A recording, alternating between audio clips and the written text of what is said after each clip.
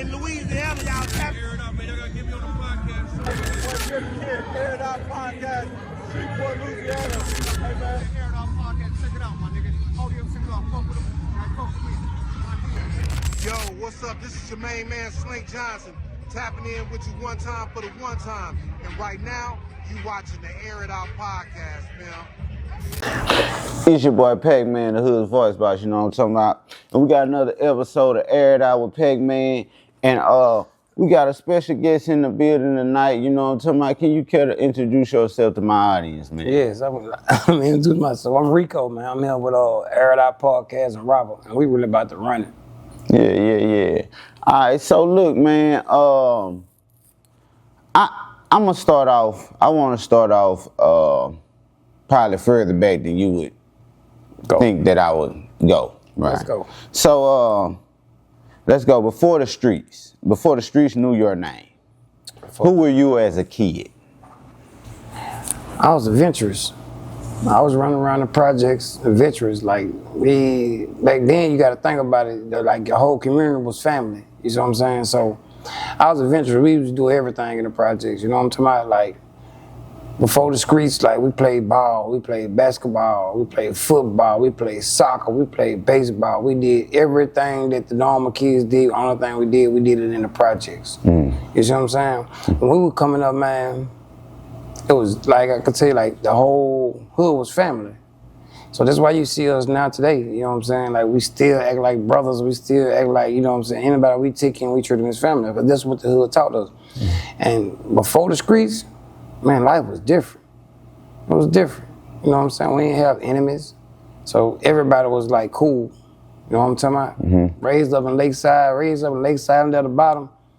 You always had it where if we was to go to the bottom, they was to buy it there, and you out there playing basketball with some regular shoes, they would pay for your shoes.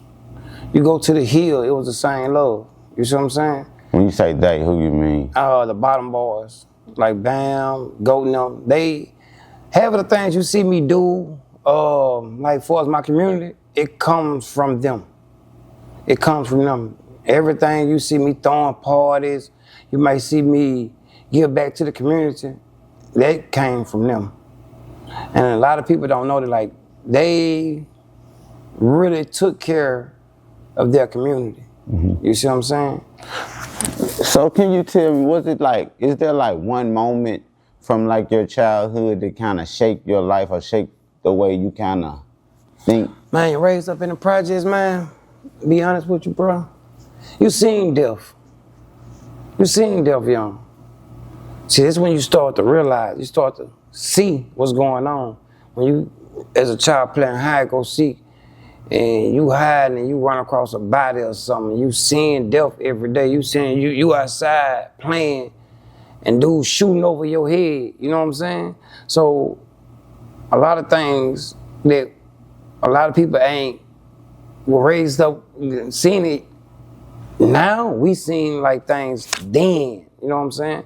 When we came up, you actually seen people getting shot. You know what I'm talking about?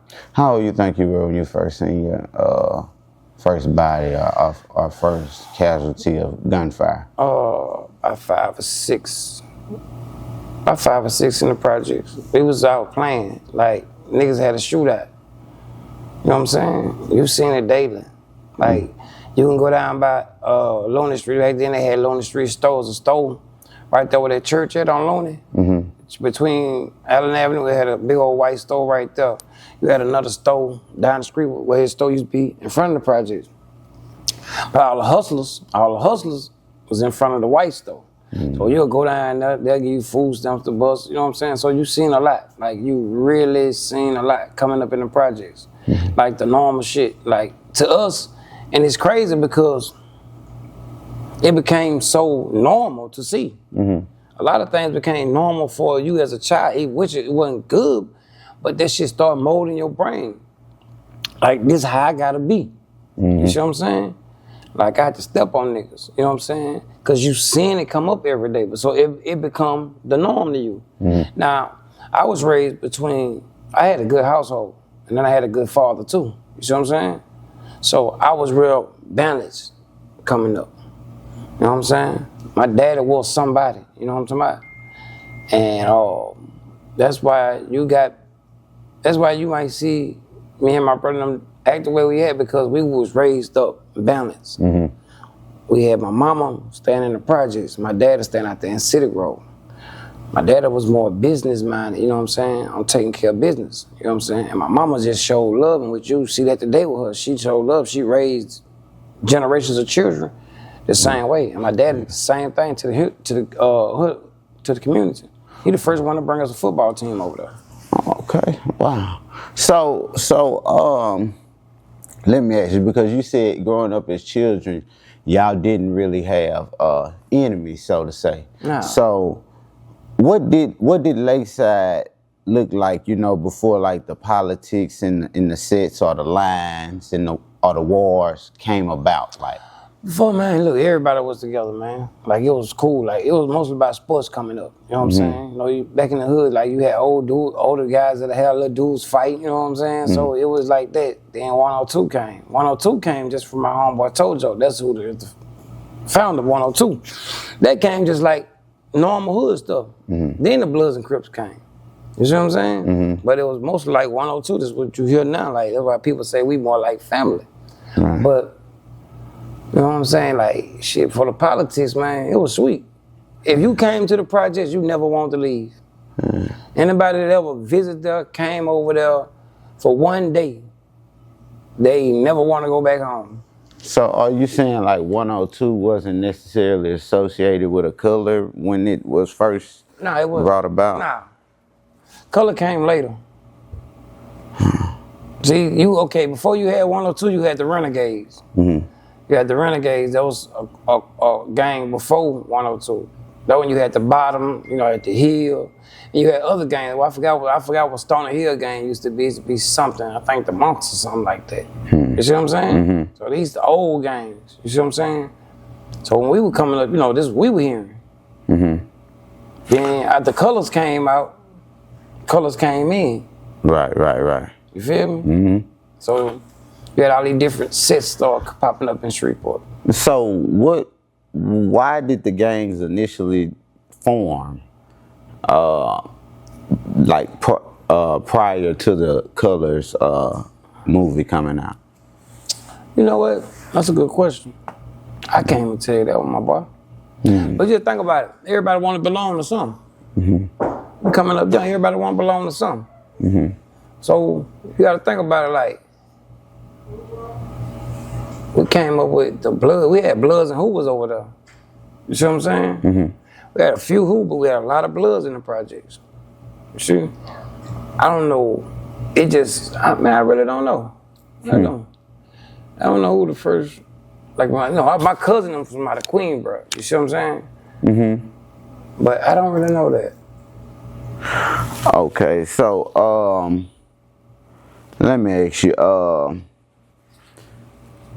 when back when did you realize that your voice had an impact on people? Whoa, man, it's deep. Hey, bro, I found that out. I was in jail. My homeboy Alpha. Used to work at, you probably know Alpha. Used to work at the store. Used to work at the shoe stores. Man, he was running. I was in jail, and he was like, bro, Rico, bro, your voice so strong, bro. I know you're talking. Yeah. If you would have told everybody to go to church, they would have went. I'm like, bro, you tripping. Then my partner Wax, God may peace be up on him. Wax showed me that. My influence, you know what I'm saying? I always been like, I don't know, coming up, you could say, I had my own way of doing things, you know what I'm saying? But I always showed love with everybody, but I know I had a certain edge with everybody, you know what I'm saying? To speak, you know what I'm saying? I know that my words can make things move. But I found this out, I had to be like, I want to say 23, man. That's how long it took me to realize my gift. 23. Did you ever feel like pressure came with that, with being somebody with a voice? Yep. What kind of pressure? Sometimes people wait for you to speak on things or make a move on things. You know what I'm saying? And you sit back sometimes and want to see who gonna take that step. A lot of people won't take that step because they scared. You see what I'm saying? A lot of people dim their own light just to be into the crowd. So when I speak, I sit back and I think before I speak though. You know what I'm saying? And I always know I had that with me though. I already know like everybody, you know. And it be pressure with it. It's a lot of pressure because people look for you to have their back. Right. Same as you. Do you feel like everybody can lead, or some people just need to be guided? Hey, bro. Everybody can't lead. That's the problem now. We got too many motherfucking Indians and we got too many motherfucking chiefs and not enough Indians. It's to the point where everybody think they chiefs. No one feel like they can't be taught nothing.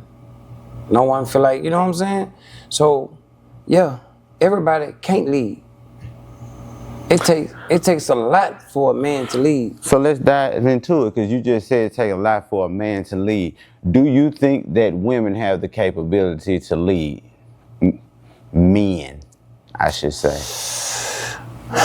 Looking at the dynamics now, bro, looking at the dynamics of the male species and the women species, I wouldn't say women got, I ain't gonna say a woman can't lead, because a woman supposed to talking to a man, right? She supposed to breathe life into a man. Is that leading, or is that cheerleading? Is that like, you know, no, cheering on? No, that's motivation. That's her significant other. That's her lead. But she knowing that I'm gonna stand on side of you. I'm gonna build you to lead.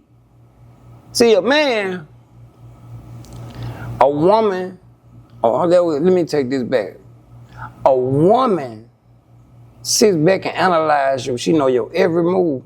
She know your weaknesses. She know your fears. You see what I'm saying? She cannot lead the masses, but she can lead with her man. If she know how to breathe life into her man, she can see him leading. So I would never say a woman can't lead. I don't. So I'll say this. I think like so speaking towards what you're saying, I hear you. In my opinion, reason I say I don't believe that that's leading is because it's just like, okay, if you're on the football field, right? Right. And you're doing your thing, and your girl, you make a good play, your girl, oh, that's my man. And you know, they pump you up to go a little harder, right? And she's not really leading you, but she's motivating you, you know, to keep going. I feel like that's more of what the role. A cheerleader? Yeah. You give her a cheerleader? I can't give her a cheerleader. Do I think there are exceptions to every rule? Because you got to think about, okay, we can't say a woman can't lead, then we'll say Cleopatra them couldn't lead. We got. If you gonna go back in history, you had, you know, women that was running. You had women that was running. So that's why I say I think there's exceptions to every rule. There are some brilliant women out here. Right. But if we're using like going by the majority of numbers, I'm gonna say it like this: most women, and I may get attacked for this, but most women are just simply too emotional to lead because that's true. They act off of feelings. They act off of feelings, and a woman, sometimes a woman can guide you wrong based off her feelings, and a woman's feelings will have you somewhere that you don't want to be, you know what I'm saying, in a dark place, you know what I'm saying, because most women, it is emotional, bro, and emotional creatures that can't have control of their emotions or don't know when to shut that valve off, you feel me, can cause a wreck, you know what I'm saying, like run like two 18-wheelers running together, dealing with a woman that's not capable of dealing with her emotion to her man. But you saying they can't lead, I say, well, I think they can lead a little bit. Yeah. So, I wasn't going to jump into it, but I got to jump into it since we're talking about women leading. Let's go. I think that there is a certain lady that cares a lot about this community, right? Right. And I truly believe she cares. Okay. I also believe that her emotions sometimes Get the best of her. yeah, it may guide her in directions that I would say is unbecoming. Right. Me. Right. Do you think, you see, because if it's not, fuck it, I just got to keep it real, because all this beating around the bush ain't going to get it. Just gonna get it out. Yeah. Me, you. We running it, man. Yeah. We Okay. airing it out. Brica Peoples, right? Right. That's my thug. I mess with Brica. Right. You see how she was able to come to you because she was like, she wanted to come to the reunion and she didn't want no issues. Right. And, you know, I'm telling you, I got no problem with you, Brica, you know. Right. Every time I said anything about you, I promise you, I wasn't saying it to attack you. Right. You just may have been a part of the story. Okay. Right. And I'm telling the facts as I remember them. Right. Right. You see how you were able to call me and we were able to have that conversation. Right. I talked to her before all of this. Yeah. And it's my belief that her emotions put her in a mode to where she wasn't hearing exactly what I was saying anymore. Right, okay. And due to that, because she looking at me like, you know, you my brother. I always been here with you. I've always loved you. Yeah, I've been on your side. Why are you not on my side? Right. And I'm trying to explain, it's not that I'm not on your side, it's that I think you're going the wrong direction about something. About the situation. Right, about the situation at hand. And that's another thing, bro. People gotta have understanding. Like, don't take, because we having a disagreement as if I hate you or I'm beefing with you. No, I'm still talking to you because we having a disagreement. You see what I'm saying? And there's got to be one thing that got to be done and just raising our kids right now. Rational thinking. Because out here think irrational. You see what I'm saying? And that's the same thing with you breaking them. People got to see y'all sit down and have a real conversation. You see what I'm saying? This will cut out all of this person say, that person say. No, if we sitting down and having a real conversation on camera with me and you and we putting it all out there, that's gonna go farther. That's gonna make people like, you know what I'm saying, understand like, oh, they got the same cause, they just going about it two different ways. You see what I'm saying? That's needed more. That's needed more. There's not no Facebook thing. Ain't gonna be doing no posts. Ain't to be doing. It's been set down and show people that y'all can still have a disagreement and still get along. It ain't the cause to have hate or I ain't fucking with you no more.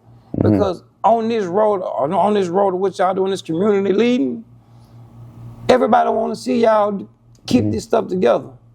You feel me? Yeah, and I believe disagreements are good. I invite disagreements because that means we can fine tune, you know, what it is we're trying to accomplish. Right. If we all agree the same time to everything, then that means we got some puppets somewhere. And we don't need no yes man. Yeah, and we ain't gonna be able to get the most effective solution. And I actually like, and like I say, bro, like, you know, I tell you, like, bro, I like what you doing, bro. You know what I'm saying? I love what Brica doing. Y'all on the ground out here. You know what I'm saying? I tilt my hat to y'all. Like, y'all really on the ground. Y'all really trying to make changes. Y'all really trying to deal with people. You know what I'm saying? The people in the city. You feel me? Like, and I'm always for that because, like I say, man, you know, my mama been working for the city of Shreveport for down there 20, 30 years, bro. All y'all went through her part. And I'm gonna tell you something. The reason why I like you and I consider you wise counsel is because one thing I do know about you is if you do disagree with something, you really don't care how a nigga feel. You gonna call me, even me, because I've experienced this more than one time. You gonna call me and tell me. And I like that. Like, I don't want nobody because it ain't gonna never be no beef in there. I'm just gonna tell you because I got love for you, and I mess with you, and then you know we jam. So this grown man business we do. Mm-hmm. If I do something, you know, I'm not finna call let Rico know I don't like that, and I'm like, you know what, Robert, you right. You feel me? That's what a lot of people don't get about having disagreements. If you wrong, cool, but you still my boy. I don't agree with what you did, but I still mess with you. You know what I'm saying? And sometimes it's people. We know we be down bad for some of the moves we do. You see what I'm saying? We know that. We like, damn, I know that was fucked up. But we got to come back out in front of people and say, you know, I made that mistake. And I apologize for that mistake. Don't live in your head saying you made a mistake, but you ain't put that back out there. Let the world know, man, I made a mistake, though. I apologize it's for okay what to I course did. correct. Yeah. And you and Rico, man, like, I love what y'all do, bro. I love what y'all do. Y'all gonna have y'all disagreements, but it still can come on ground where sometimes y'all might have to work with each other. We might have to see things, okay, you need me, I'm here for you. You know what I'm saying? I don't mind working for you. Like, if we doing something for the kids, I'm with it. Now, we might have different views on certain issues, cool. Long we got this one view together, we gonna do this for the children, I'm cool with that. I can send him with you, do it for the kids, and have no problem with you because that's what your heart, that's what your attention, that's what you wanna do. You wanna do it for the community. You putting all your different, y'all putting all y'all different for the side for y'all communities. And that's what we need. And I love it. You know, look, I love getting back to my community. So let me ask you, looking back, do you feel like respect in the streets kept people safe sometime, or did that make things escalate? Respect? Say, bro. Because, you know, in the streets, you know, we go a certain way about getting respect in the first place. Right, you see what I'm saying? But see, then once the respect is had, then I was, you know, we was raised by my father. My father told, my pops always told us, you respect is given. Yeah, you know what I'm saying? You give respect, and if a motherfucker disrespect you, that's when you show them different. You see what I'm saying? So respect is a good thing. Like, and then that wasn't respect we was getting in the street. We was placing fear on people. See, that's a difference. Like, motherfucker, a lot of people ain't respect us, they feared us. Respect is something totally different. You feel me? Respect is people, you know, have an understanding about who we are. Right. But fear is like, I ain't gonna play with Rico, them they gonna get down, them boys ain't gonna play. Yeah. See, so we placed a lot of fear into the streets, and we thought it was respect. Cause he respect me cause he fear me. Right. He don't respect you. He don't respect you. He fear you. So he'll snake you. You see what I'm saying? And that's what a lot of people get that misconstrued. They thought it was respect, but it's fear. And you don't want to continue to cause fear. Man, you know what fear did to me? Fear kept my ass in jail so many times. Because we got to get him out the way. He's a problem. Makes sense. Yeah. What is the street code to you? Man, what was the street code? The street code? Man. Okay. This is ratting allegation, right? The street code is respecting me. You respecting the next man. Right. But you gotta understand, it's so much come with the streets, so how many codes it's different, it's gonna be different codes every time. Right. You gonna have the jackals, you had the hustlers, you had the murderers. You see what I'm saying? You got so many different options. When people be saying street and people be saying ratting, this is ratting. Ratting is me and you go to do something. Right? Right. And when you go to we go hit a lick, we get caught. You testify on the stand on me. That's ratting because you know what we gonna do. You know what we were gonna do. Right. You see what I'm saying? We were in this together and to get out. Ratting ain't when a citizen seeing you doing something that you ain't got no business and she testify. That's what she supposed to do. Yeah. Like what they say, don't put your business on Facebook.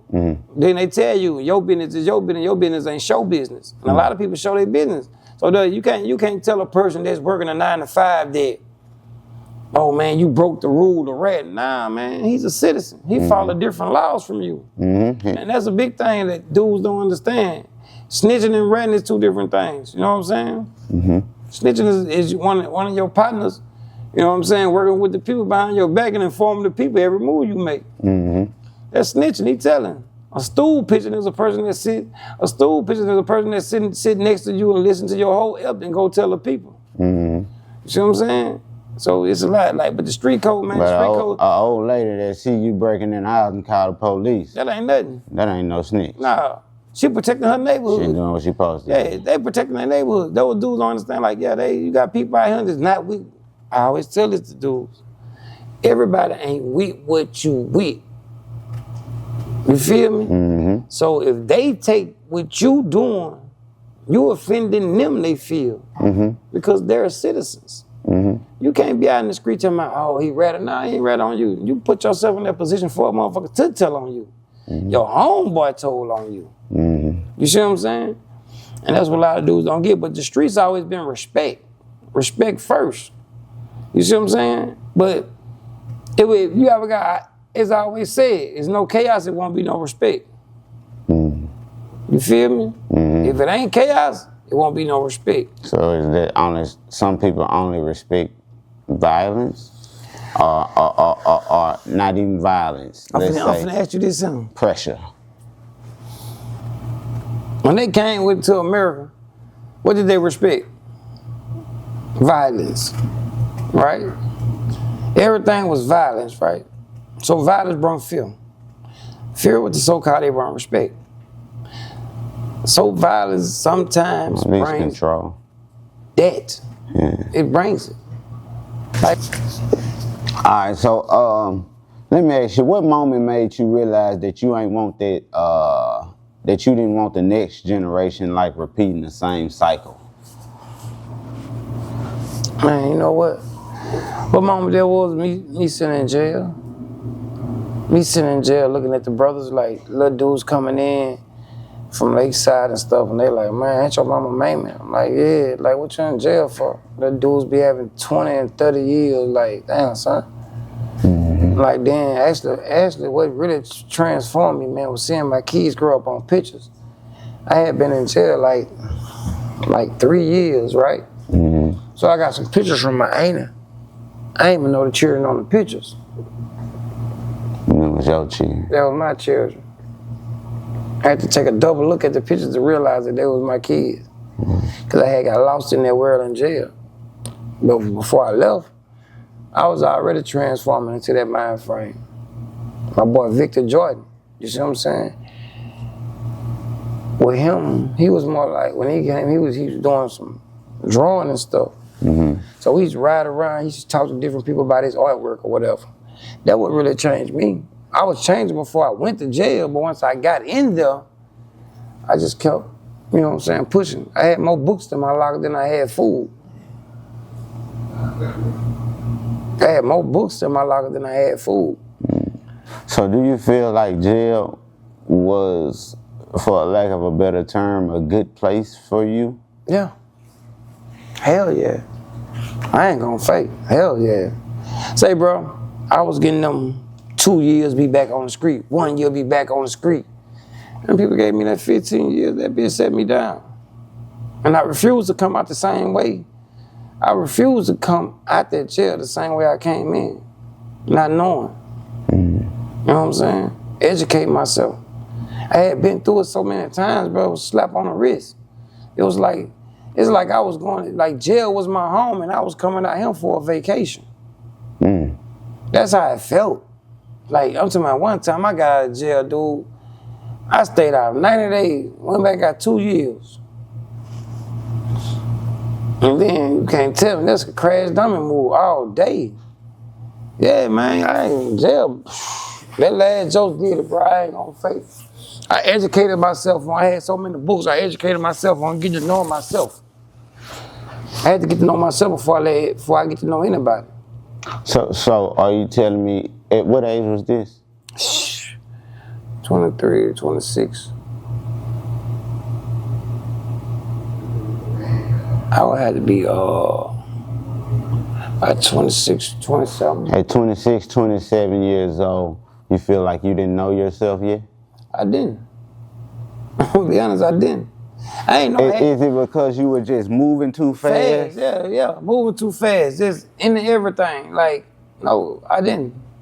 I didn't really know who I was. I'm telling you, son, I really thought, I'm telling my real shit. I used to think some negative thoughts, boy.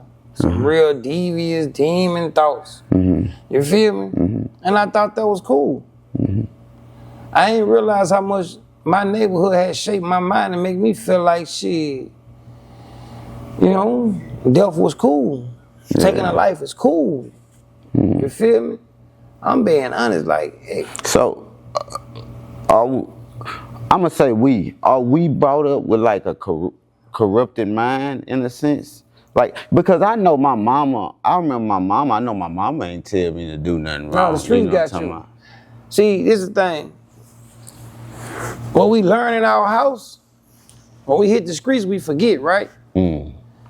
So when you start doing time, the first thing you really do, when you start to learn in jail, that you resort to thinking, you got to go back into your household again. Like, damn, what the fuck? Like, I remember my mom said, such, you know, you go get to thinking of some of the stuff they were saying.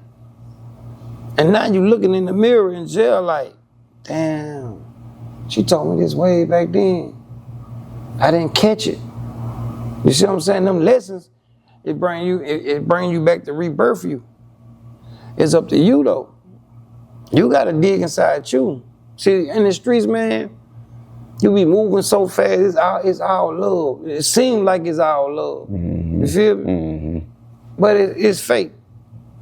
It's fake. I ain't, you know, you can, bro. They tell you it's love, it ain't. I'm being honest. It ain't no love. So it's all about what you can give. So what about the streets that makes it so attractive? Because it's an illusion. It's the fame. Fame is the most deadliest part of this game. Everybody want fame. It ain't the money, it's the fame. What you think? Man, a nigga have an iPhone and a car and be the most popular dude in the world. It's the fame. It's an illusion to your head. It makes you think that it don't take much to be famous. That's the drug of it all. So it's like the status, the fact that you feel status. like you over. Hopping out, hearing your name, people calling your name, and oh, that boy, that woo. It's the fame, man. You, how many of your partners you see do crazy stuff for the fame, for just being noticed? And they always want the money. It's the fame, bro. The fame is the most deadliest part of this, So, do you feel like you have a responsibility to undo what the environment was back then, or are you just, you know? Hey, bro, I try. Yeah. I try, because you gotta look at this. I came up with this theory called dropping seeds, right? Dropping seeds is saying that you don't know what you did, what child seen you, and you mold his brain. You feel me? Because it's my belief children do what they see, not what they are told. You don't know when you jumped out that car with that tool and that little boy was sitting on that porch watching you. You just told him this how he gotta move. It's called dropping seeds. So you gotta go back into your community and dig them weeds up. You gotta dig them up. You can talk about it, but them seeds you drop, it went from his head to his head to his head. You got to be careful. You got to be careful how people view you. You see what I'm saying? It's called dropping seeds. You don't know when you hopped out that car, that boy was watching you. That little boy ran up to you saying, man, I want to be like you. You know what I mean? You drop seeds, man. And you start seeing them seeds grow. Motherfucker be like, man, I came up under y'all. And you just checking that person out. Do you see where they came up at now? Mm-hmm. You see what you looking at now? I came up under y'all. Yeah, are you proud of the product that you just put out? Right. It's like you looking in a mirror. But how many people would own up to that? Not many. Many people really want to point the blame elsewhere. See, like I keep telling people, like, man, the project was a family. Like, you couldn't do nothing over there like that, man. Mm. Like, niggas, shit, no, man, them mamas ain't playing. Like, we had role models over there too, you know? Mm-hmm. Let me ask, when you started getting money, did it change the way people treated you? Yeah. Yeah. For better or for worse? Shit, both. What you think? Both. Like, it's both. Motherfuckers come dependent on you. It's both. You might think it feel good. Shit get stressful. Real stressful. You know, a lot of people, when they get a little something, they tend to leave the hood. Why you choose to stay connected? Because I love it. I come from there. I love it. I love my hood. Straight up. Like, I like to see in the kids. Like, if I can do something for the kids 7 days out of the week, we gonna do it for them. Because if you don't, who will? You can't get a motherfucker from Harvard to come there and talk to your people. A lot of people just be talking. If you really love your community, it ain't much about you loving it, man. It's like, you want to give them guidance. Like, now today, kids need guidance more than anything, man. Kids right now are depressed more than anything. So, there's a saying, they say, those who feed the people lead the people. Do you think it's easier to get money in the streets or make peace? You ain't making no peace. Now, I'm gonna tell you something. You can do anything.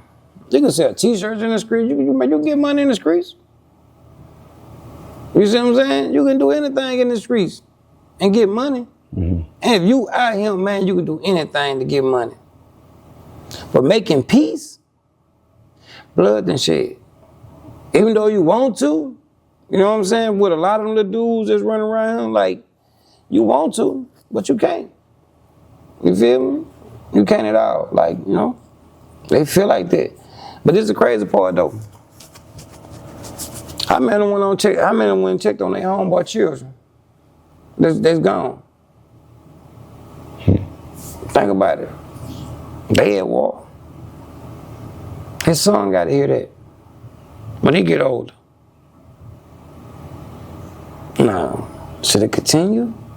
Or should it stop right there? Time going fast right now, man. So, you think you can cause peace in the city? Do I think I can cause peace in the city? That you can get peace? Or get money before you get peace? I think with money involved, you can slow shit down. Yeah, probably can. Ain't like, bro, so much been ripped away from this city.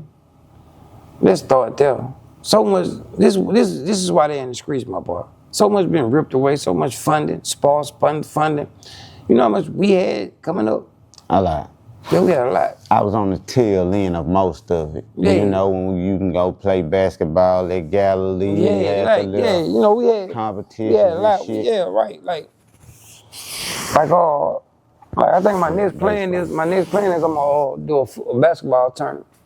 Do neighborhoods. Like, you know what I'm saying? I want to do that.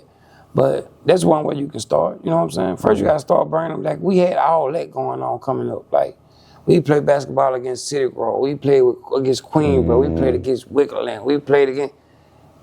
They ain't doing it no more. You get nowadays, like back then, no sport was getting funded from these corporations and stuff. So we was getting all that. They not bringing the kids together like that now. You got to go put them on a little football league. So, I think Because we were talking about this in a meeting.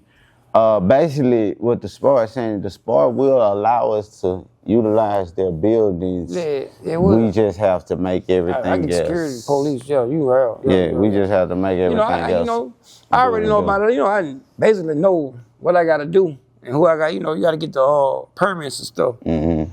They cool with it. They ain't tripping. They cool with that. So look, you've been involved with basically organizing the Lakeside reunion for several years now, right? Right. What made you commit to that? Oh, my homeboy Ricardo thought the first one, and on the second time, I think he didn't want to do it, but everybody had, so I just started stepping into it, doing it. I was already like before the permits and stuff. I buy crawfish or something like that and get people to come to the park, or hot dogs and chili for the children, you know what I'm saying, down the park, you know what I'm saying? That was way before the Lakeside reunion, you know what I'm saying? So I was already doing it. He just laid with the Lakeside reunion.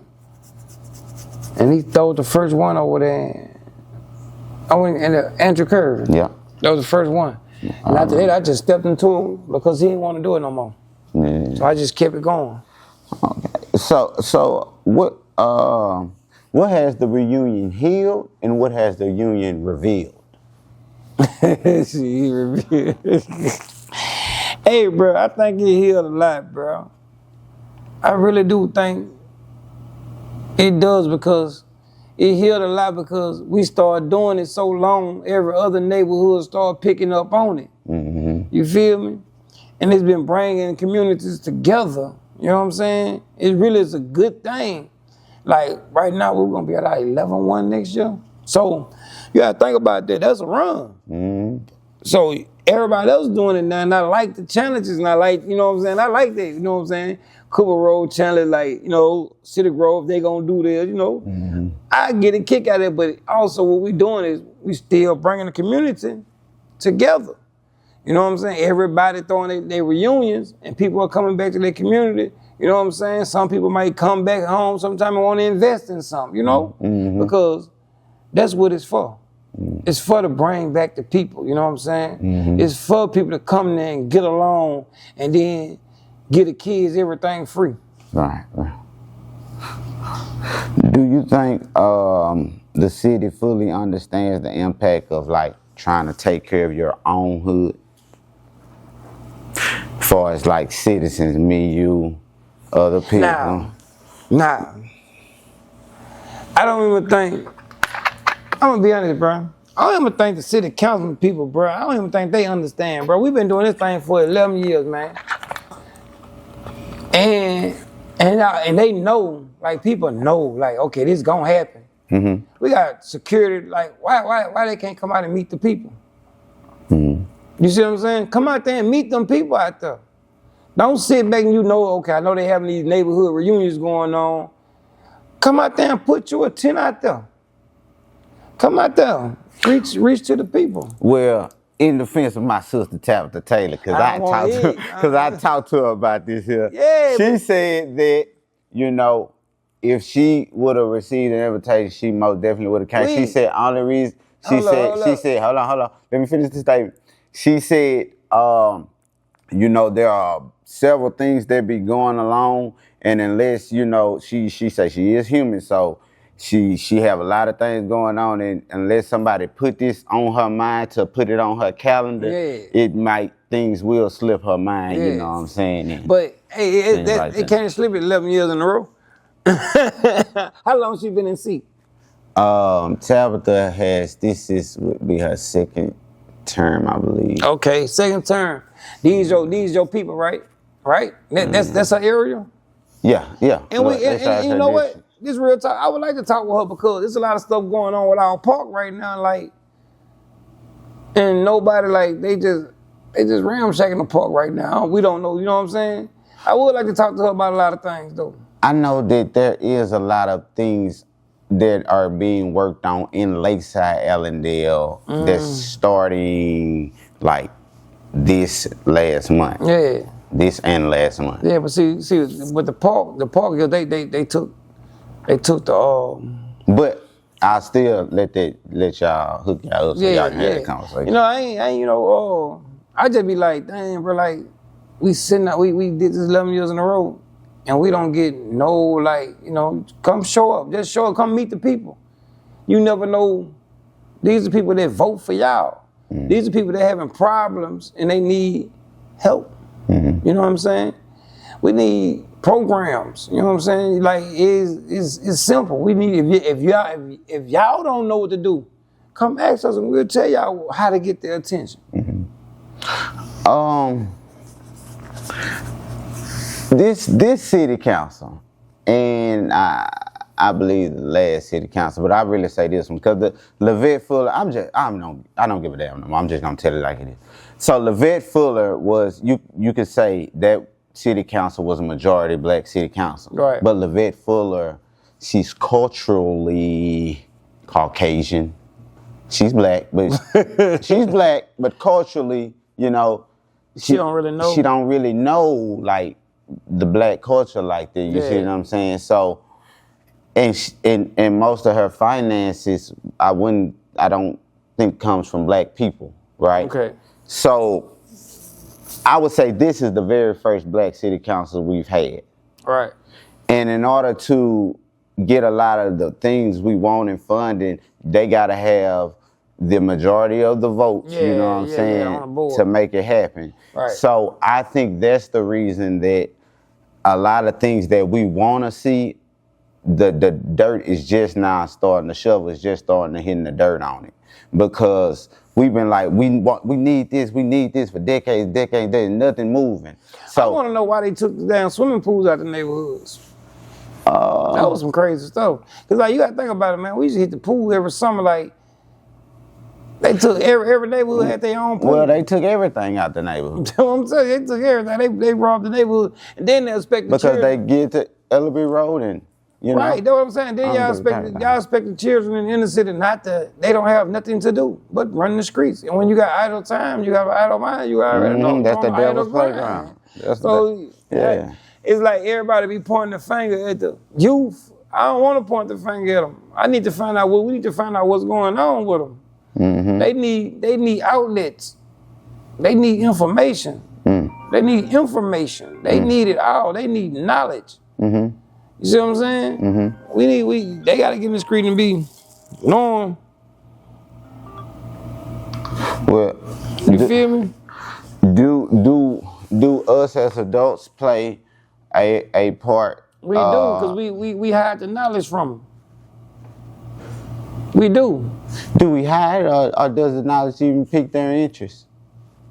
You never know until you talk to them. You'll be surprised on how many young boys really want out and they really want away, but they have no way of knowing what to do. And they right here in the city. And then, you know, they got, in the case of part, they got cell phones and don't even know how they got to do a Google. I ain't even surprised because some of them cried at me and everything. I'm telling you, they don't know how to get started. Like, you know what I'm saying? They need to be learning how to sign applications and, you know what I'm saying? Like, they need to know, like, man, you sitting right here, but you might go get a trade. That's what I'm saying. That's what stuff done changed it. And I think that's a part of the fact that kids don't go out and even meet each other in the middle the way they used to. They don't. Because back in my day, We in a was way, outside. when we had girlfriends, that's what the girlfriends was for. She gonna do the application for us. You know what I'm talking about? And all that. Man, it's changed so much. Kids don't even want to be friendly no more. Cause they think for being friendly is something wrong with it. Yeah, like, man, I ain't friendly. What you mean, my nigga? You ain't gonna never go nowhere. Yeah. If you're not friendly, you're never gonna meet nobody. You gotta be, you know what I'm saying? You really gotta. Yeah, friendly is a great virtue to have. Man, friendly got me everything I need to know in jail, man. I'm telling you, man, that's how I learned, bro. My other Muslim brothers and stuff, bro, friendly got me there. Because if I'd have been saying, oh, I don't like him because this and that. You shutting your mind out to information and opportunity. And that's my thing. That's why I had learned, like, shit, man, you can get knowledge from everywhere. You never know what a person got to give you. You won't know until you talk to them. But we have closed their mind up so much So they don't want to be friendly, and that's why a lot of them died. And then, this is the biggest thing you hear a lot of them say, man, it's me. My nigga, that is not you. No.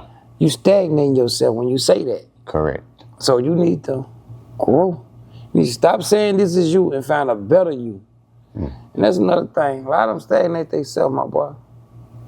A lot of them stagnate themselves. I think a lot of people don't realize that all of this was a part of an agenda, you know? And so we pushed the gangster music on them. We pushed the horror culture music on Why them. everybody be on you about your music likes though, man? Like what? About my what now? The music you like, man. All the music I like. I see somebody, you should post somebody down here. I go, I'm like, here you go again. Well, it's the music that these niggas making in the city. I'm just playing it. Right. You supporting them. Who said I even like it? These niggas don't know what I like. I put shit on my story all the time. This is support you like me. You know, I know you look at my story like, man, Rico just be sharing all type of stuff because I just support my people. Yeah. Like, y'all don't understand that I'm marketing for you Negroes. Yeah. It's crazy like that. But like, you gotta think about it. And I'm finna show you something, how real I am when I'm saying I'm supporting the entire city. You niggas be talking about killing my little homeboy on your fucking songs. And I'm playing this song. They need to start making diss music. All rappers in Shreveport, stop making diss music, just start making music. We don't want to hear about your enemies. We don't want to hear about your, none of that. If you're gonna rap, man, make music. Please say this. Because that diss music, you don't want putting the police on you, my boy. You're putting the police on yourself. They ain't gonna say somebody ratted on you. But you got 13 songs talking about your enemies. Y'all need to stop, people in Shreveport, y'all really need to stop making this music and start making music for people can really support y'all. We don't want to hear about your enemies. We don't want to hear about your 30 round with your enemies. Cause then now that I play your song and I'm trying to support you, if a motherfucker don't know what I really got going on, they listening to me. Yeah. They like, oh, he with it. Yeah. That's how they might look at it. One time, that's how they were feeling around. Yeah, I'm pretty sure. Yeah. I done had to have conversations with some of my homeboys that pressed up on me about that. But they don't understand, like, that shit, man, just too much going on with them niggas, man. Let me ask you, Too much. when the split happened between me and that ain't my business, but let's talk Man, about y'all broke my heart. it. You stepped in trying to bring everybody to the table. Yeah, y'all broke my heart. And I feel like I was willing, but everybody wasn't. Right. Looking back, what do you think you could have done differently as a mediator? What do you think we could have done differently as men? And what's the smartest way to move forward now, especially since I believe that both platforms will win in the long run? Yeah. Because he's great at what he does, Yeah, and y'all everything doing, man, I touch turn to go. Yeah, you know what I'm talking about? Say, bro, when y'all split, bro, y'all kind of messed the city up with that. Because we was getting used to y'all. You see what I'm saying? Y'all was just taking off to us. Like, when y'all split, y'all kind of messed the city up. Then, what y'all fell out over was dumb as hell. I agree. You see what I'm saying? Because it wasn't about this, but you made about this. Like, what y'all fell out over, it was dumb. It was real dumb. And as grown man, I respect you for this. Because you did try to come like a man, like, man, I'm willing to set my differences aside. But see, when people know they make mistakes and not being a man about it, you feel me? Because you came to the table like, Rico, I'm ready to talk to him right now. Call him. Let him pull up. Let's run it. Let's run about the real reason we fell out. This person, if this is what y'all really fell out about, that is stupid as hell. And he don't want people to know you're falling out with something like Trump. Like, come on, man. Like, let's be real. Like, you brought this situation to bring in this situation. In which the whole situation was bogus. Y'all just could have sat down like man behind rolled out like, bro, look, get out your feelings. Feelings kill dudes, man. When dudes say, I tell the people this, when you hear somebody say they feel played, 9 times 10 they had going to jail, they finna do some fucked up shit. So when you hear niggas say, I feel play, you already know I'm finna get around this nigga. Because he too emotional. Men don't feel played. You feel me? We might disagree, we might feel upset, we might be disappointed. We don't feel played. That's an emotional trait when dudes say that. Every dude you ever heard say they felt played, they crash. But with you and him, man, I just wish, like, I wish we could have revisited that. I really wish you would have came on and you and him could have me and you and him could have sat down and talked this out, and we could have put it all on a board and make it all make sense. You see what I'm saying? Because I like how y'all vibe was. I really liked it. Like, you know what I'm saying? Y'all was doing y'all thing. Like I told you, I'm like, man, Robert, I don't even trip now, Robert. Because I'm gonna be honest with you, Robert. He gave you the limelight. He took you from there and put you already on the thing. So if you do leave, you still got a name. You feel me? See, on the part I gotta push back on that is I already had the limelight before I was on the podcast. No. Let me tell you. See, you was advocate. You feel me? When you got on the podcast, it brought a different you out. You see what I'm saying? See, when you first jumped on, you was advocating. You see what I'm saying? But when people got to see how you move with the people, it brought a different you out. It brought somebody else out. You feel me? You was known, but it pushed. Once you got on the podcast and started doing it with him, yeah, it took y'all places. So I'm gonna tell you this conversation we had, and I ain't gonna go into detail, but it was basically something along the lines of this. He feel like he was working hard doing certain things. Everybody work hard. Right? I told him, I agree with you, man. You work hard doing what you do. And that's something easy, because I went to school for this Miss Gillum class at That's BT. what I'm saying, though. If y'all a team, bro, you can't I don't think I was ever part of the team. Listen, you can't try to do everything by yourself. So that means you trying to keep everybody beneath you. That's not a good sign. They ain't gonna take off nowhere. But if we learning together, the more, boom, okay, Rob, I'm gonna show you how to work this camera. Or work the drone in the camera. You know, this thing that gotta be done. If he falls sick, what if he falls sick, then you and Shorty gotta take over. He at home with COVID. We can't stop shooting.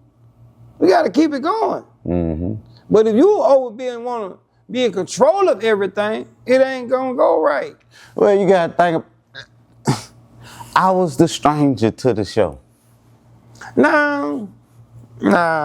I was the one that, because this was a family unit.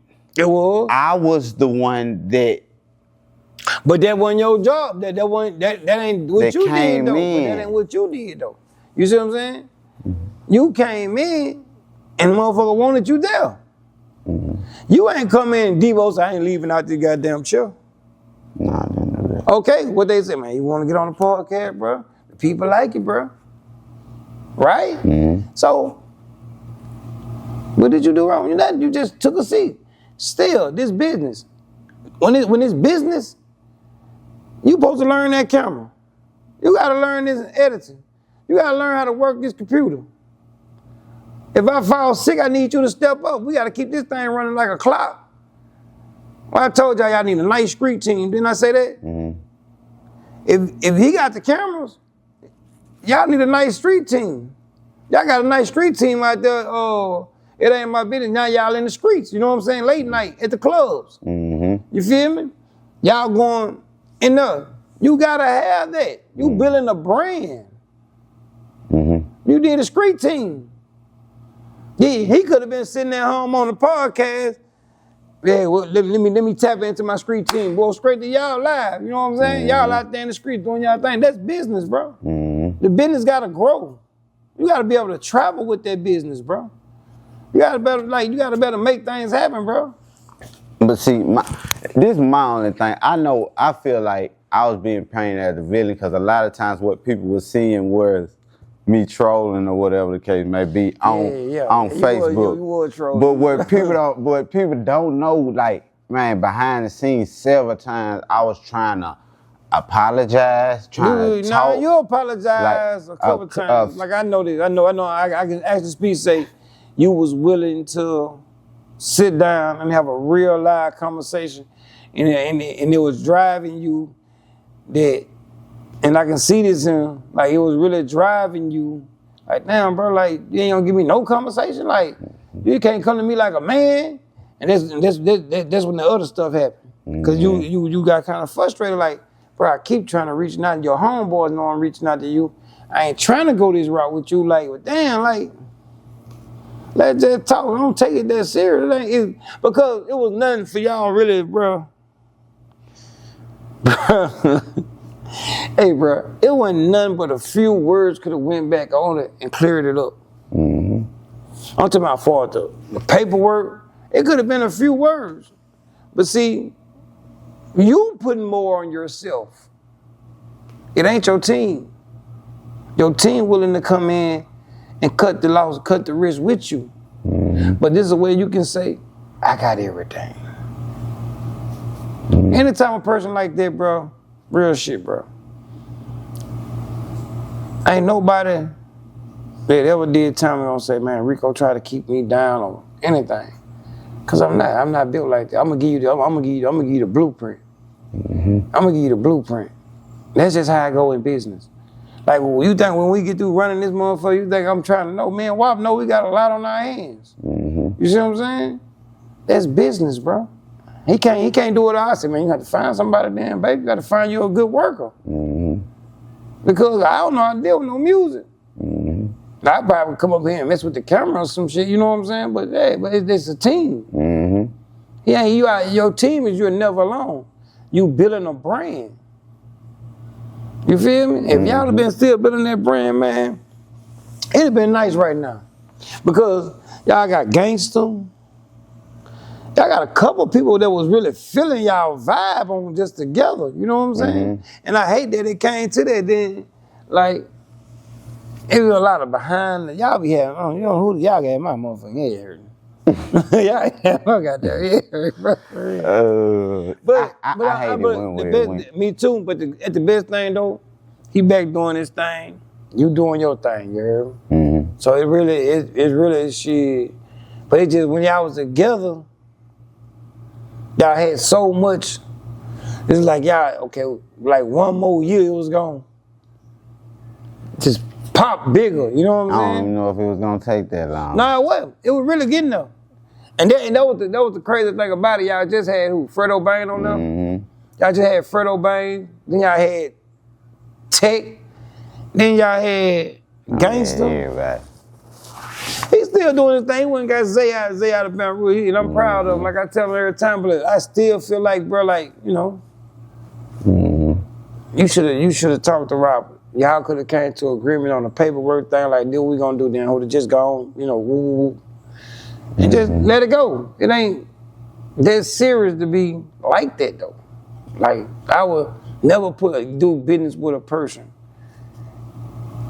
And I'm saying you my business partner. Like, y'all my partners. And I ain't gonna show y'all how to work everything. That means I'm trying to keep you at bay.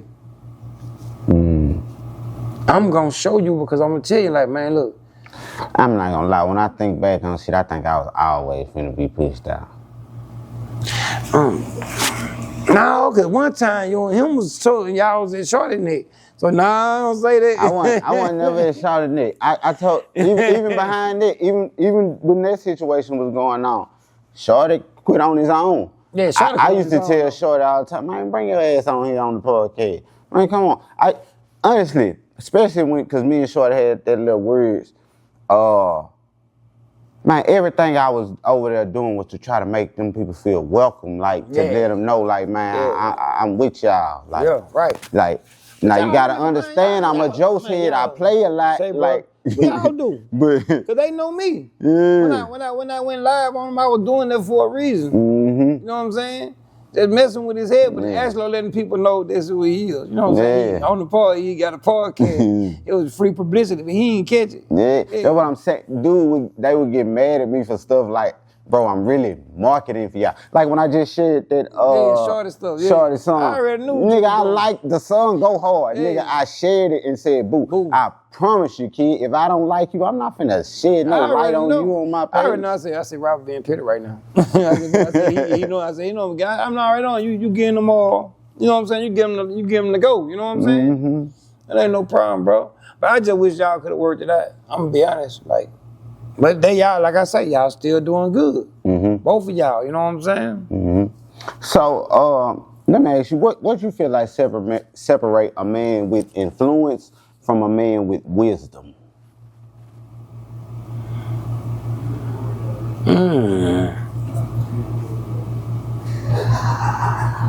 Say, bro, real talk.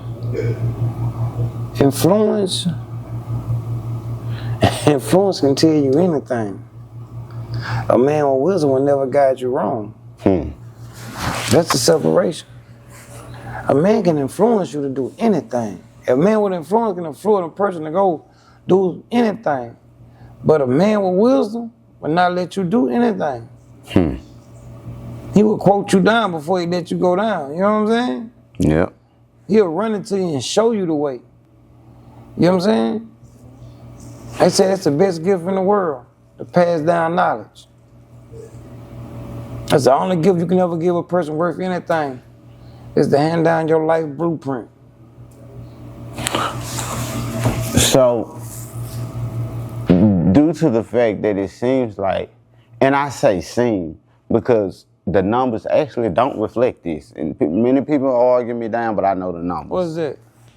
That it seems like our youth are getting, well, I'm going to say, violence is up. Violence is up? It's not. It's not. No, it's not. It's been trending downward for decades, since the 80s, since the 90s. Well, we at 20-something. Yeah, something like that. We ain't even at 30. We ain't even make 30 or nothing like that. So we at 20-something. Crime is down. Yeah, violence been trending downward since the 90s. But do you think that our youth, like, what's the block? Why isn't? Because we got our wisdom from somewhere. Man, the block is, man, social media. We ain't have social media, man. We had to really, man, you got to think about it. When we came up, we ain't have social media. So we really had to get out and go do things. We had to go really, really do things. You ain't have social media. You had to really go to the library. You know what I mean? So it's different. So we was always active. We always had to get up and go. It ain't like that no more. Social media have messed the world up. Especially the youth. Man, you gotta think about this, man. They seeing dead bodies on Facebook at 5 and 6. They ain't much censoring it. But let you say something about Israel. Yeah, that's why I stay shut up, man. I don't even want to talk about them because they gonna shut up, man. I'm just saying, look, they just showing you. If you say something about that, like you got kids breaking up right now, man, looking at social media and seeing bodies everywhere. And you think these children gonna be okay? Is social media raising the children? Hell yeah. You don't see that? You see that in the females today. They'll take a quote for a life sentence. What you mean? It's real, man. Social media, and I'm saying it plays a big influence on the upbringing of these children. Look at your timeline. Your mother, Miss Mamie, she practically raised the whole neighborhood. Yes, she has. Right? Yes, she has. You're right. Generations has literally come up under your mother. Yeah. Having a mother like that, because I'm gonna tell you one thing. One thing about Miss Mamie was correction was gonna happen. Yeah, facts. Are there other Miss Mamies around here anymore? Like, is there a lack of? That's a lack of, man. Say, bro, when the mama started saying, "Don't tell my child," and they killed it out. You gotta think you growing up in the era now when the mama say, don't tell my child nothing. So if I can't tell you, if your neighborhood and your neighborhood supposed to be a village can't tell your child nothing, shit, your child always right. So your child gonna stick you out in the end. Yeah, it's a lot of that. When that came about, man, that's why it ain't no more like her. You see what I'm saying? Mm-hmm. Cause man play that.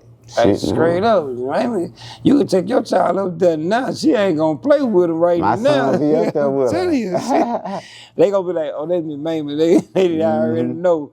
But yeah, man, it's a lack, bro. When that generation came up about, don't touch my child, it's my child.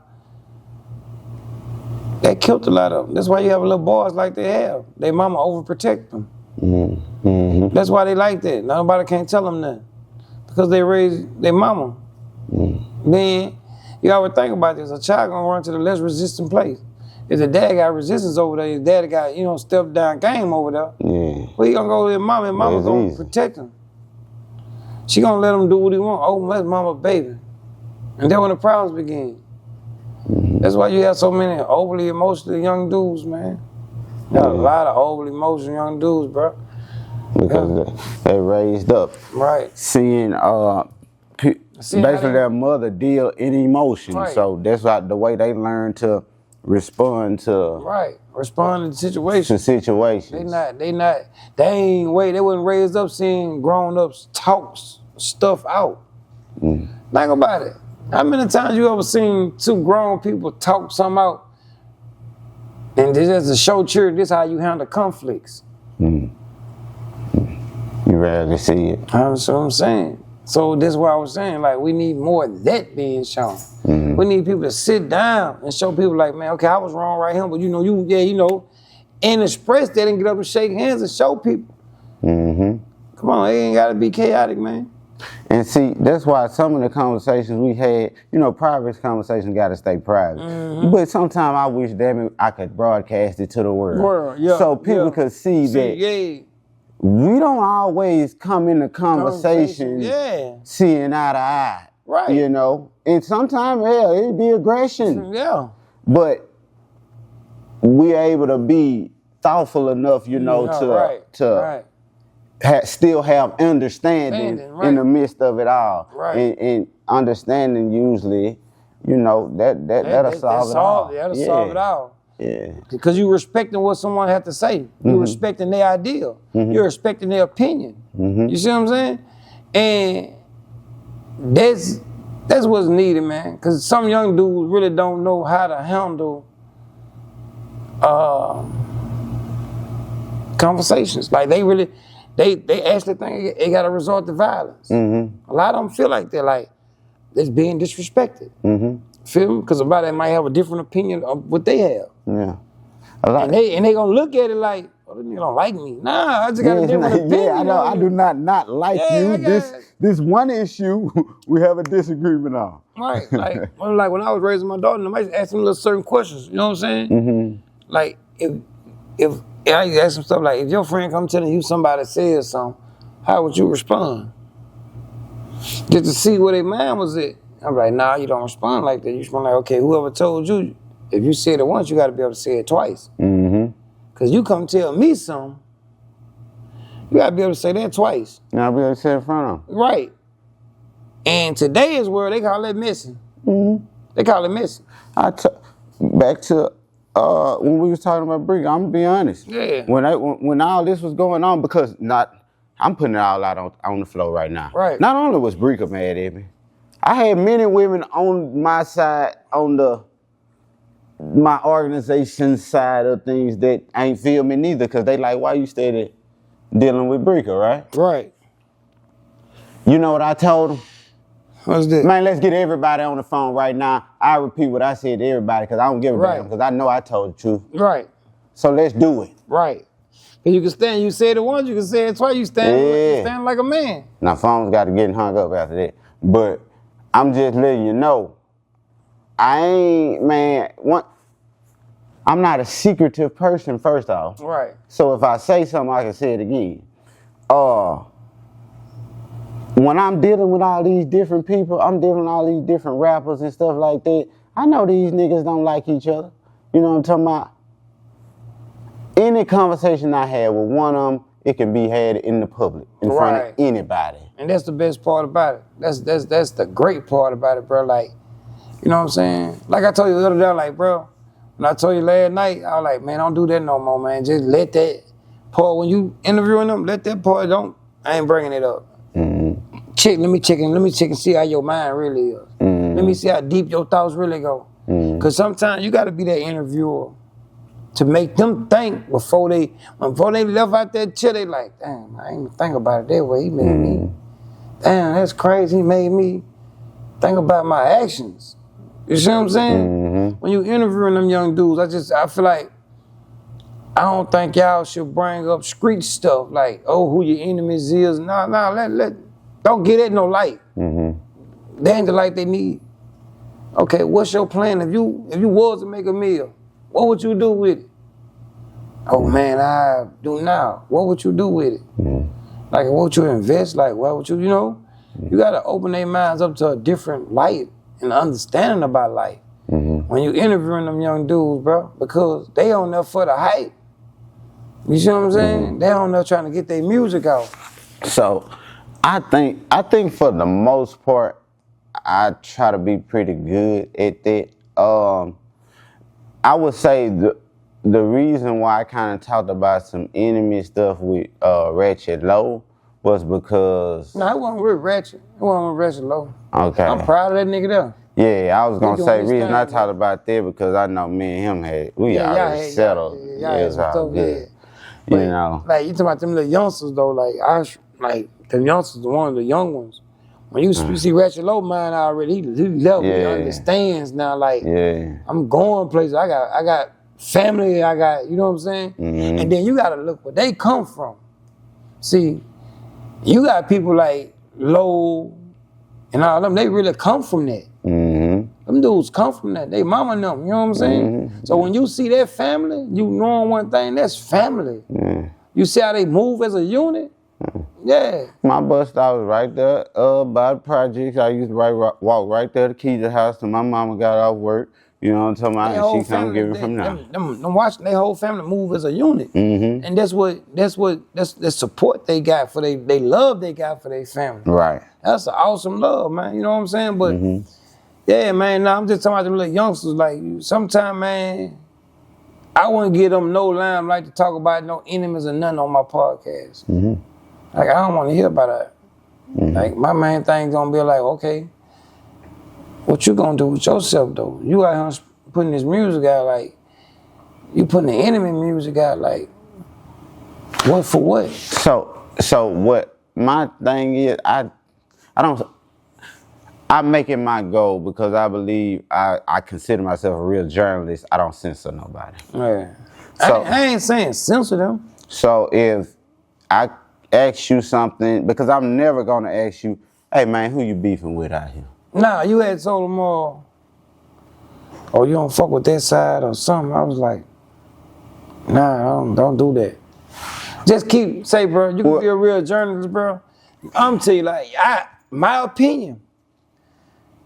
I feel I know like what you're don't give light to their situations when it comes to that.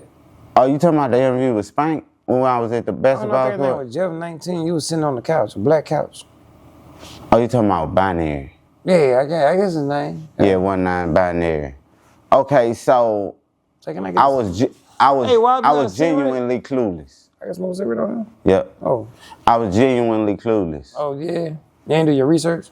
I know they out from the same hood. But you know, you got different. I know that, but I also know that there are people that carry that moniker on their name that they cool with. Oh, what they call themselves? Binary clique? Nah, them the smackers. Oh, they the smackers? Yeah, 19 Binary with the smackers. So I think you talking about when I asked them about BBG. Yeah. Okay. And there are people that carry BBG on their name that's cool with them. Okay, but they don't deal with everybody. Right. So that's why I was. Hey, bro, it's crazy, bro. It's crazy, bro. I remember, like, when we was coming up, bro.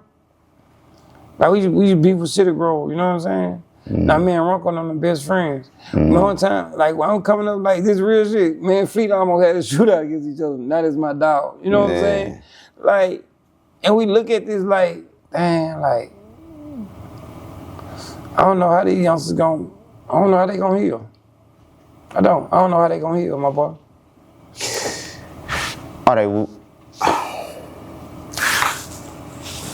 I'm gonna be honest. I don't think it's set up for black people to heal. I don't think it's set up for black people to succeed. I don't think it's set up for black people. It is set up for black people to be a permanent underclass in order to we might can change that bro, in the city, but you know why we gotta change. We gotta change. We really gotta do like the Jews do. Take care of our own people, build with our own people, and get our own people. You can't worry about nobody else. That would be so easy if we weren't in a situation to where most of our people are poor and it's easy to pervert their agendas with money. Because many people mean so well going into what they doing, and then somebody come to their broke ass with a couple million. Say so. And I can change your whole everything you're doing. Well, you know what they call it, operation what? What that was operation the feds did on all them I know exactly what you're talking he about. said he ain't got none. Call it right now. Damn, my car. But so that's the issue. Like, it's not that black people can't do. Black people done did. We did Rosewood. They bombed the shit out of it. They bombed everything. They built Rosewood back up. They burned it down again. Do you think every getting in a relationship these days, right? What makes people get in a relationship? I think today's society, what make a motherfucker say we in a relationship?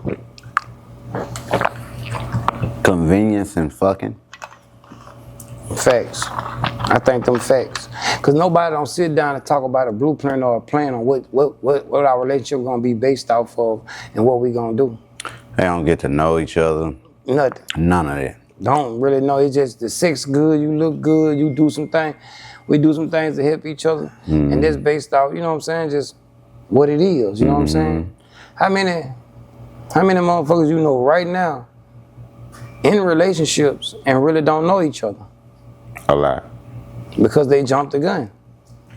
Everybody move in on, oh, this, I like him. Oh, he got money, he got this, and that's what they go for.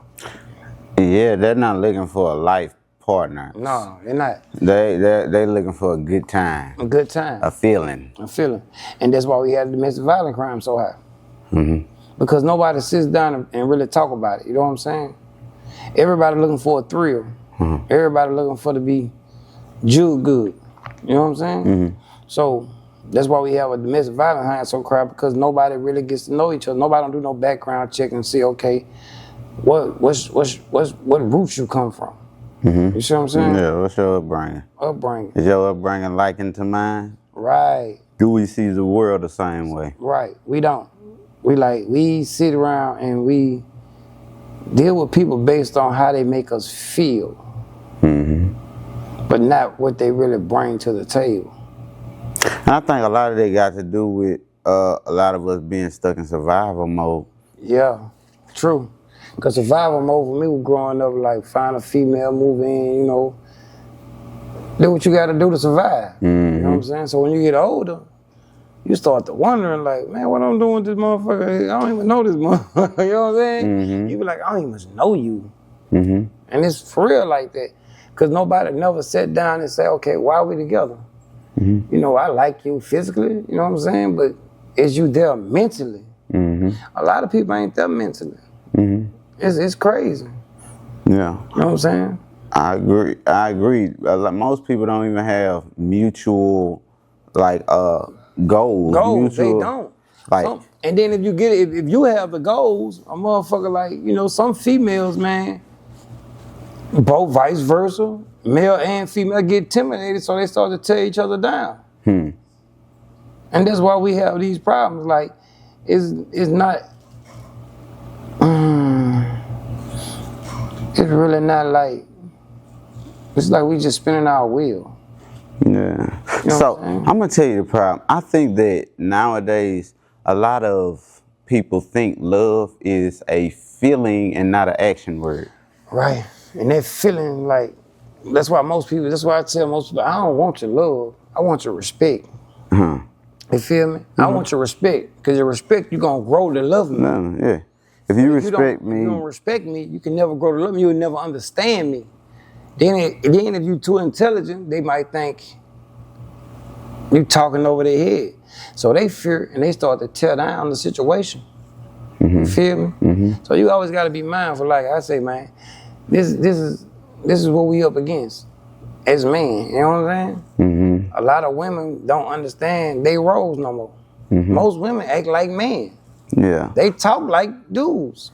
Yeah, and that's what you can't. If I say this all the time, and I do not be trying to be offensive, Right. but I let people know. Okay, you got women, you got hoes. Now, if you thinking like a man or acting like a man, 9 times out of 10, you a hoe. You know. Because women don't operate in the same fashion as men. A lot of women don't value themselves because they don't know the true value of themselves. Social media done fucked them up. They think once you got the body, you good. But what about the mind? What about your mental state? That's the most important part. That's the most important part. You see what I'm saying? And shit, that's why we be in some fucked up situations as men. Because sometimes our people work can get us in trouble. Yeah, it really gets us in trouble.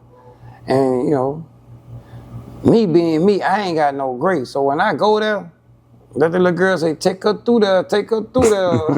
And what that nigga what you had to do say, she going. She, like, for real, she going. Stupid. But yeah, man, like, that's what I've been on lately. Like, you gotta think about it, like, where we going in this world, like, on black families. Like, if you barely got females that can cook. Like, you got everybody just running wild. I don't think that Having sex is just like just pulling up the ratchet class to get some chicken. You see what I'm saying? And they don't, like, we don't see nothing wrong with it. Like, you know what I'm saying? just casual sex. Just casual sex. Like, then social media made it to a point where women feel like they ain't gotta respect a man. That's why they talk like that. They don't show no respect. So you dealing with a woman and you like, damn. At first 90 days, baby, you were golden. After that 4 motherfucking month, you start talking like motherfucking a Compton game member or something. You know what I'm saying? And it gets sour. You know what I'm saying? Well, I don't believe that they believe that their role is to nurture and care. They don't thrive to be like a Miss Mamie. Right. They don't thrive to what they want to do is, as the song say, girls just want to have fun. Facts. So they're chasing a feeling. So one day, you can show the world. You can take her to Paris, and damn it, she gonna feel like, you know, she gonna feel great. She gonna love you to death, right? Then next day, you piss off. She'll tell you how you never done nothing for her. Right. Ooh, boy, what? Boy, a lot of motherfuckers like that, kid. Straight up, you ain't did nothing for them. You ain't helped them. You ain't did nothing for them. And you just be looking at them like, now you really gonna say this out your mouth? You really gonna tell me this? All right, cool. Bet I'm gonna show you what I'm gonna do for you. Now the motherfucker thing for real, I'm gonna get the fuck out because I don't care. You know what I'm saying? So yeah, man, like, I don't know. They say like, nah, I don't lie. Do you think the black nuclear family, do you think it can be on the rise? Hey, bro, bro, a lot of dudes might be family orientated, like a lot of women might be family. I think you just gotta pick. You gotta pick from the right bush. You gotta pick from the right tree. Like, just being real, like, you really got to pick from the right tree. Because a lot of females, they ain't still in survival mode. Yeah. They want to look good, but not actually be good. Like, there's a lot of them that's, you know what I'm saying, you'll meet and you'll be like, okay, Charlotte got it going on social media, but when you meet them, it's like, nah, you ain't who I thought you was. The pictures fool me, you catfish me. You see what I'm saying? A lot of dudes, man, we deal with motherfuckers based off they head game. Let's just be real. We pick motherfuckers based off sometimes niggas just won't smash. And that smash might turn into a whole year. And the year might turn into another year. But there ain't been no communication. Right. Y'all don't have a true bond. No, you don't. No, You just have a sexual connection. That's it. And then I on time, you know when you got a sexual thing because all the time y'all get alone is in the bedroom. When you get out the bed, y'all don't really get along. Y'all ain't really got nothing in common. You see what I'm saying? Bro, that ratchet fucked the world up, bro. Yeah. That ratchet fucked the world up. It's ratchet You gotta think city. about it, man. How many females you know from your age group that's married? From my age group? Just give a percentage. How many people you know around that you see females that are married and men that are happily married with these women? I mean, I think my age group was the last cutoff. Right. I think I was the cutoff. Like, Right. really, the class of 2000, I was class of 2010. I think the class of 2012 was the last you had. Cause nobody ain't vibing like that no more.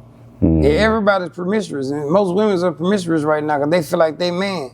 They say, shit, I got me 4-5 hoes. Oh, Yeah, like, damn, baby, like, hold up, like, but you know, women gotta understand, like, you tearing down a sacred thing. They don't even look at themselves as, they don't value themselves. I'm put it like this.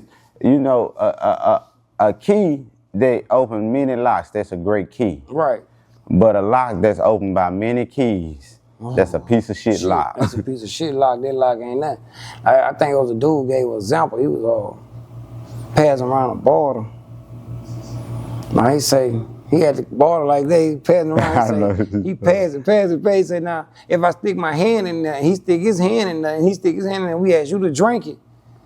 Would you drink it? She said, no, because it's nasty and it's contaminated. He said, okay, that's what I'm saying. If you take that minute, that's how we feel. You know what I'm saying? And it's some true shit. But they ratify homicide.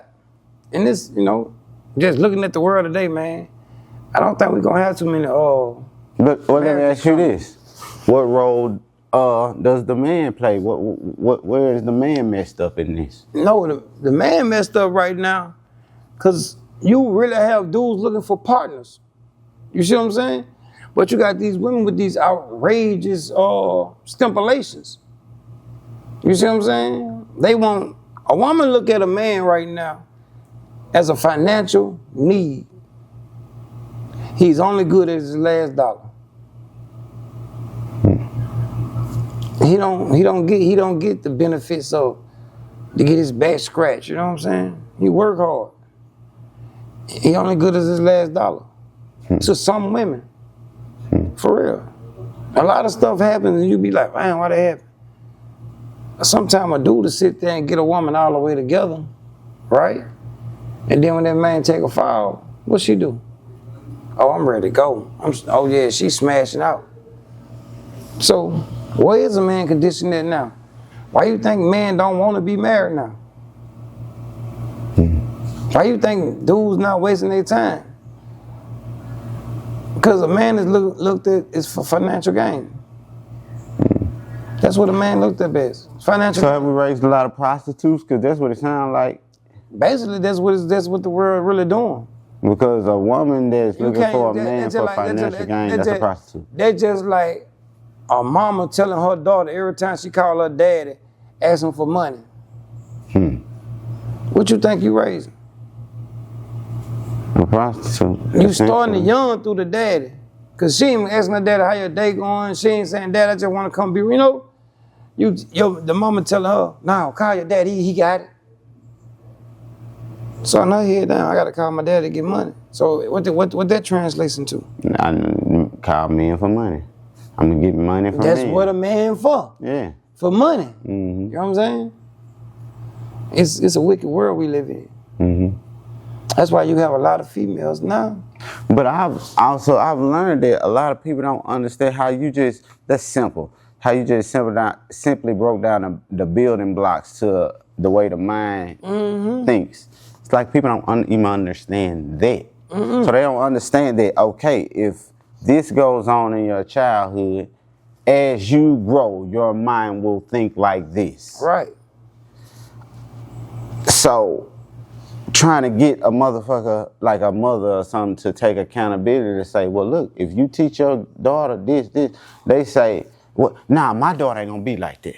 Right. I keep telling you, see, that's the problem. Why? Because it's your daughter? They close off when they feel attacked when you bring them some real knowledge. Yeah. They don't got no understanding. A lot of people don't understand like certain things we do. We gotta be mindful. You know what I'm saying? About our daughters as men, about our sons. You know what I'm saying? We gotta watch our actions and watch what we say and what we put out our moms. Because they gonna pick that shit up. That's why I keep saying, like, I can't see marriage as being a thing no more. I really can't. I can't see people really like, you really gotta find somebody right now. What this thing saying, tell them, look, just stop horn, we good. You know what I'm saying? For real. Like, it's basically like that. But I don't think in the next couple of years, hold me to this, boy. You're gonna say, damn, Rico said this on the podcast. You ain't gonna see too many marriages. I can believe it. I got a pride issue. I don't like walking into a place and niggas can say they done fucked with my girl. That's Shreveport. That's anywhere. But Shreveport is just small. So you mess with somebody to mess with, you know what I'm saying? That's life. But I'm gonna tell you why it's fucking my ego so bad. It ain't been my life, because most of the time, my girlfriends came from out of this city. I don't know, man. I'm gonna tell you something, though. It is better being a side piece. As a man? As a man, yeah. It is. Like, it's better being a side piece than a relationship. You get more. Self, let me show you something. This is what I tell a lot of females. I'm like, You don't get the negative. no, you don't. A female, this is real shit. This is funny, but I'm gonna tell you some real shit. A female respect the nigga they hide. They side nigga. You don't hear them about them, they hide them, they protect him. That's what they protect. They don't look at it like that. They like, oh, yeah, I got me a side piece. But you over here causing problems, you feel me? But the side nigga ain't got all them problems. You protect him, you respect him. You feel me? That's how ass backwards it is. You know what I'm saying? He know everything about you. You don't know nothing about him. That's who you love and respect. Because the man at home with you, you don't see it that way. You see this as a problem. But the side nigga is the one you love. Let me scratch your back while you're here for these 30 minutes. Let me kick it with you. You know what I'm saying? I know I ain't trying to be no main nigga. Like, but anyway, I'm just saying, hey, the side nigga get the most respect out of it. That's true. And a man, you tell her you can break that down to a woman, she'll swear to God like, no, that ain't true. That's true. That's the one who they protect is the one they love.